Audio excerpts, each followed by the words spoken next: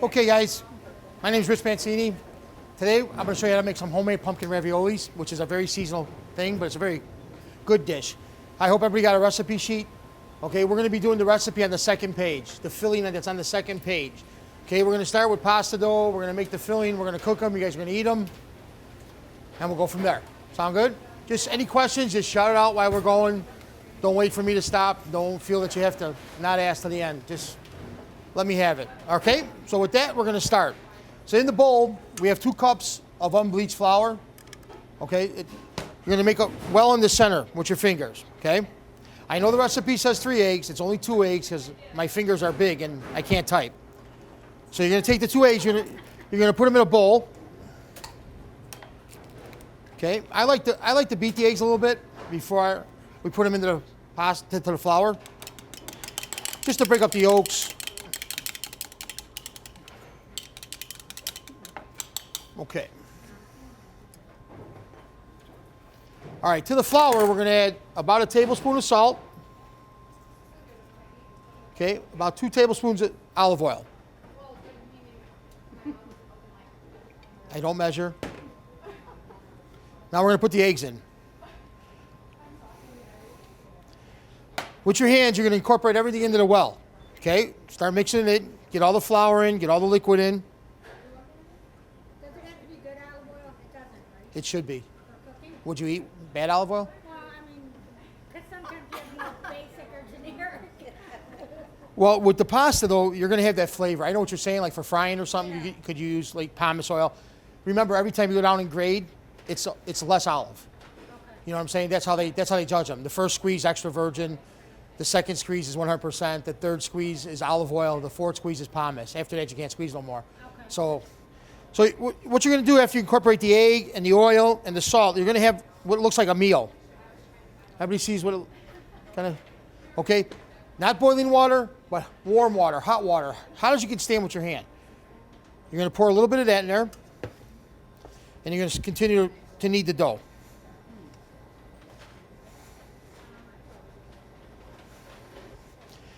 And as you knead it, you're going to see it coming together. Add a little bit more water.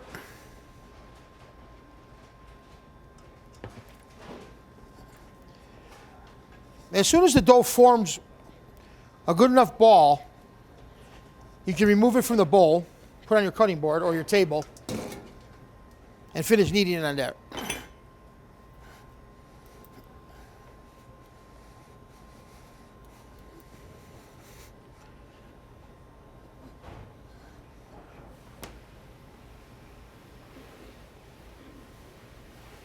You don't want to overwork it.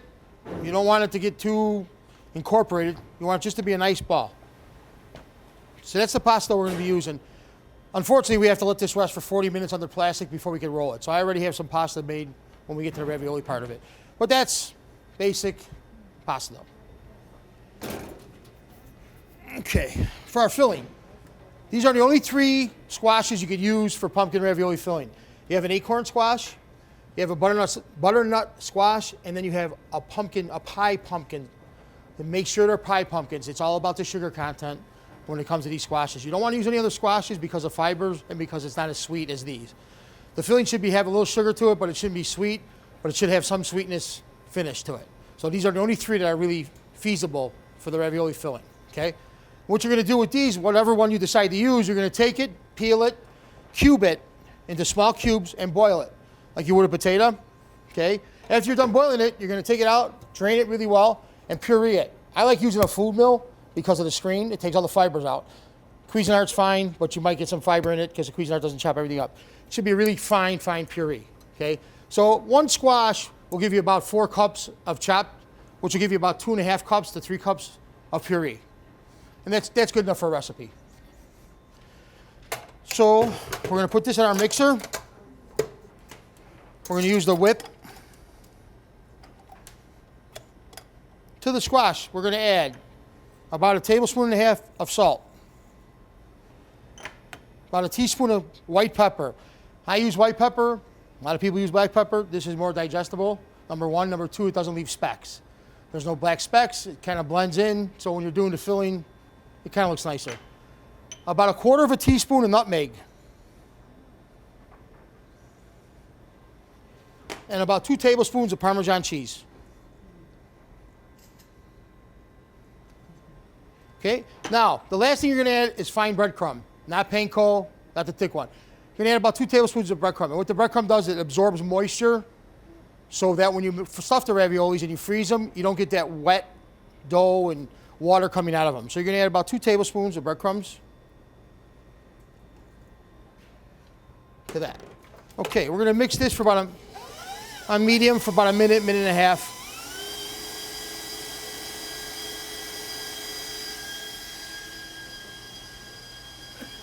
Okay, well that's, let me wait. Can't.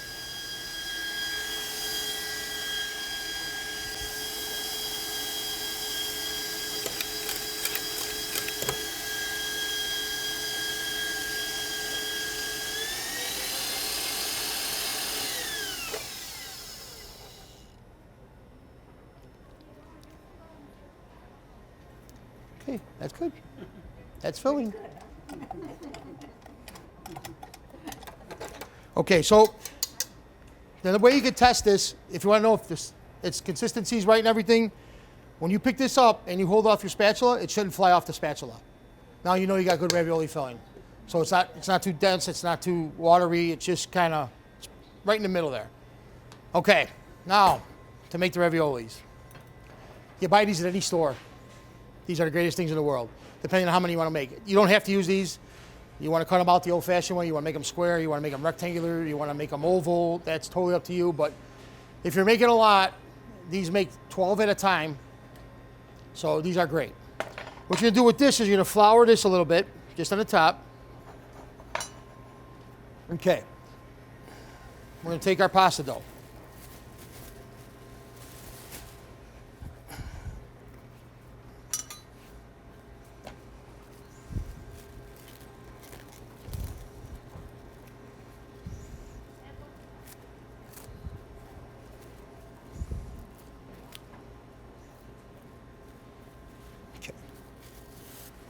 We're going to take the first sheet.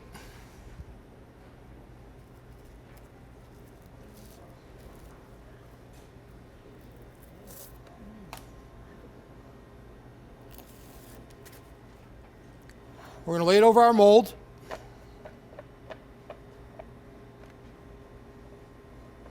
Kind of press it down a little bit. Trim off the sides. Okay, now with this piece, you're going to make like a little tamper. Okay? What you're going to do with this is you're going to make your holes in your dough for the raviolis.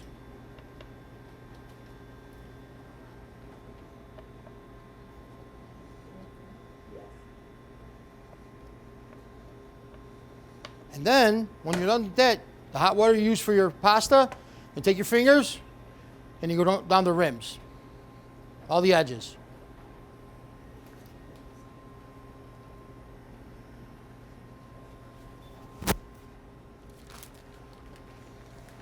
Okay, now we're going to stuff them. You can buy these in the store. You can use a Ziploc bag. You can use a piece of parchment paper to make a bag. How long did you let that dough sit? Well, this is different dough. Normally, I wouldn't use it. You're supposed to let it sit for at least 30 minutes. I'm going to tell you 45 because you want all the gluten to kind of die down. If you don't get the gluten out, what happens is the dough's too elasticy. And when it gets elasticy, you'll never roll it thin. It'll start ripping. It'll start sticking through your machine. So this was dough I made at the club. Because I knew I only had 30 minutes, and there's no way I can get it made, rolled, rested, and done right. So what you're going to do when your raviolis filling the bag, you're going to just come up to the top of the pan. So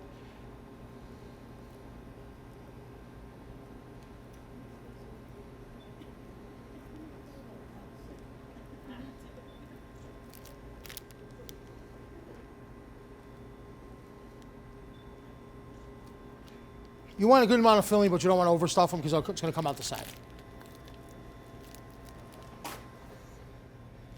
Okay, now we're going to take our other piece of pasta dough.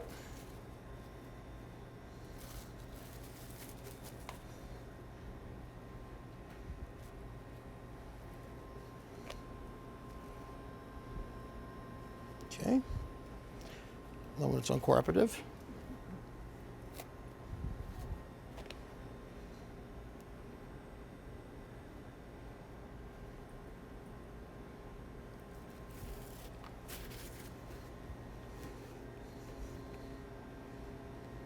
We're going to lay this right on top. Like that. With your hands, you're going to press it down.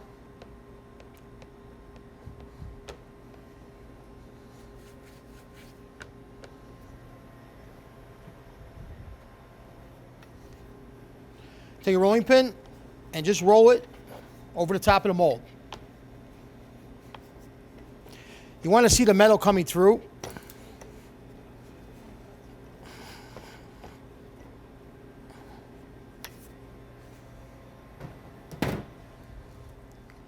Once that's done, you're going to take your finger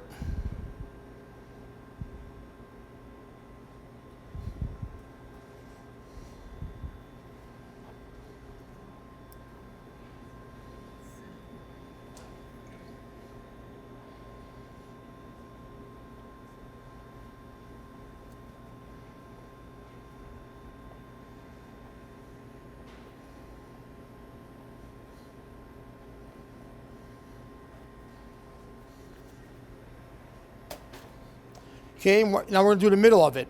Same thing. Take your thumb, slide it down the middle.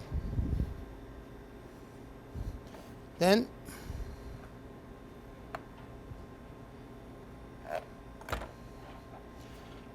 now, if everything's going to go right, they're going to come out.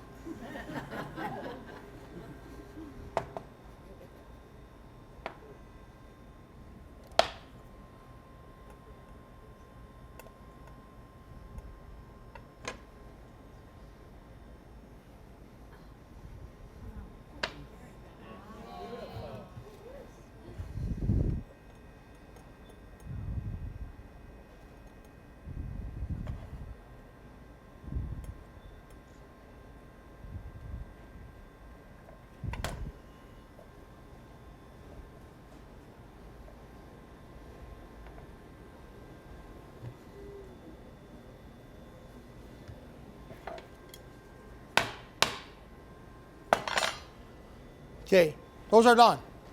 There's two ways of doing it. You can cook them fresh. I would let them set for 30 minutes before you did drop them in water though, so the dough tightens up. Or you could freeze them on a sheet pan flat with flour. Once they freeze for about 2 hours, then you can bunch them up in bags or bulk pack them. Do not bulk pack them like this. You'll never get them apart. And they'll cook and they'll just tear up in the water. Okay, so now I'm gonna cook the raviolis for you and we're gonna make the sauce. Plain water. On these, do not salt the water. Different than everybody tells you to do. Do not, on this, you don't want to salt the water. This has enough salt in it. You don't need any.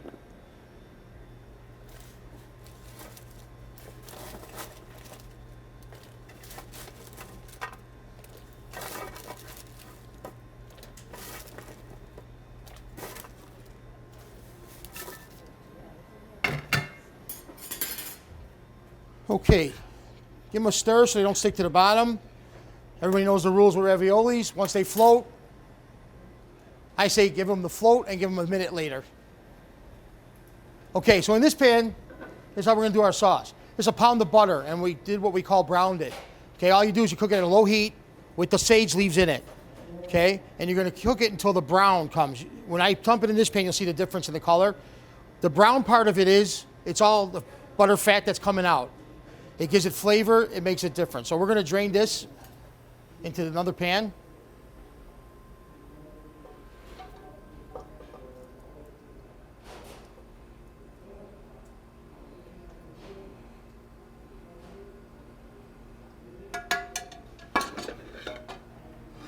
And that's what brown butter looks like. When it has all the fat out. Everybody can see that?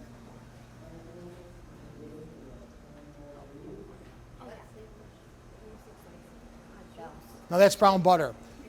Always when you do this, always use, always use unsalted butter. Okay? So you can control your seasoning. Yep. I'm sorry?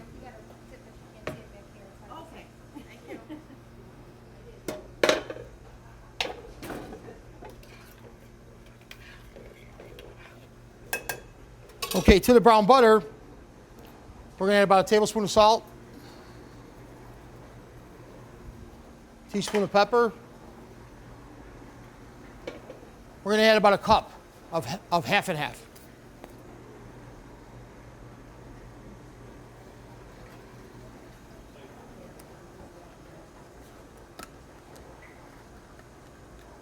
Could you use lighter milk? Could you use skim milk maybe? Sure. I mean, whatever the lighter the milk, obviously the lighter the sauce. You can also reduce it. You're going to see it's going to be a very light sauce. I know what you're thinking because of the cream, but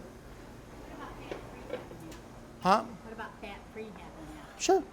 But you already got butter, and you already got all this stuff in the filling. So, I mean, that's up to you. But whipping cream won't because it's too heavy. And what's going to happen is once you boil it, it'll separate the fat out of it, and you'll get that grease. Grease thing. Half and half won't do that. Half and half won't release the butter. You can't over whip it. So you'll see when it comes down. You'll see the sauce, how light it is. So any questions up to now? Because we're waiting for the sauce, waiting for the raviolis. Anybody? Listen. No, go ahead. When you took the butter out of the other pan, in other words, you just left the leaves in there?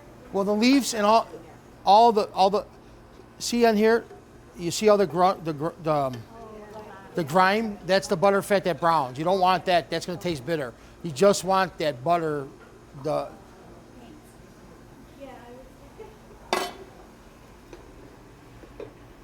Okay, so they're starting to float. Make sure you keep stirring these. These will stick to the bottom of the pan, and it will become a mess. They're starting to float. The sauce is reducing. Go ahead. Who had a question? On this recipe, how many raviolis do you make?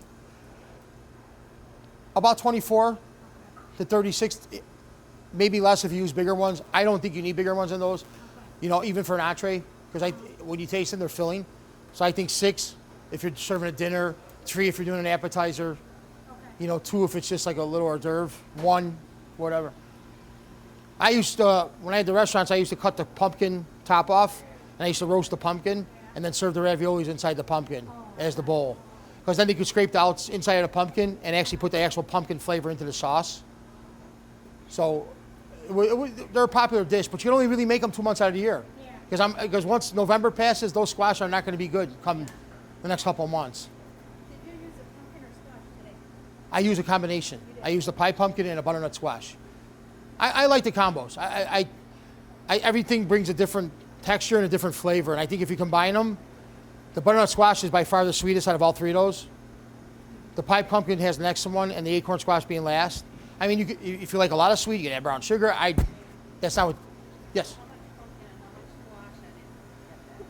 If you do a mixture, I would do a small one of each. Like a cup and a cup? Yeah, maybe, I would say 2 cups of each. Okay, they're starting to boil. They're floating. So we're going to move them to the other pan. Make sure you drain these good.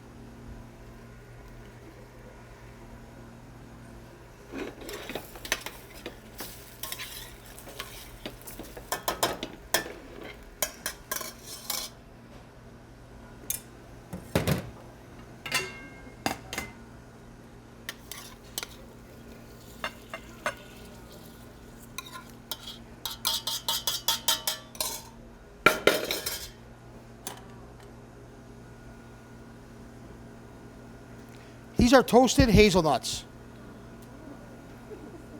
And they're chopped.